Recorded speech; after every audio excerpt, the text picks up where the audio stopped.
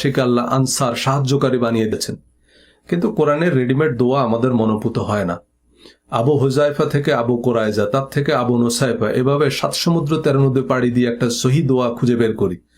আর কোরআনের পাতায় পাতায় আল্লাহ নবী রাসূলদের তাৎপর্যপূর্ণ দোয়া বর্ণনা করেছেন, তা আমাদের পর্যাপ্ত মনে হয় না। হযরত আদম আলাইহিসসালাম আল্লাহর আদেশ অমান্য করে যখন আল্লাহর বিরাগ ভাজন হলেন, তিনি কাঁদতে কাঁদতে পেরেশান হয়ে গেলেন। কোনো দোয়ায় কোনো কাজ হয় না। শেষে যে দোয়ায় আরশে আজিমের দুয়ার খুলেছে, সে পাসওয়ার্ড আল্লাহ কোরআনে বলে দিয়েছেন। আল্লাহ বলেন, আমি আদম ও হাওয়াকে তখন ক্ষমা করেছি যখন তারা বলল, রব্বানা যালামনা আনফুসানা ওয়া ইল্লাম তাগফির লানা ওয়া তারহামনা লানাকুনান্না মিনাল খাসিরিন। হে আমাদের রব, আমরা নিজেদের উপর জুলুম করেছি, আর যদি আপনি আমাদেরকে ক্ষমা না করেন এবং আমাদেরকে দয়া না করেন, তবে আমরা অবশ্যই ক্ষতিগ্রস্তদের অন্তর্ভুক্ত হব। হযরত নূহ আলাইহিস সালাম আল্লাহর কাছে কি দোয়া করতেন?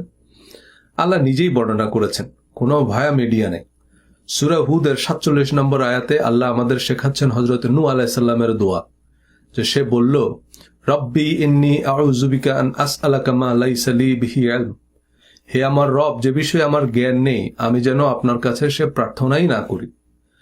নূহ আলাইহিস সালামের মতো এত মর্যাদাবান নবী, যার নামে কোরআনে একটা সূরা আছে, সূরা নূহ,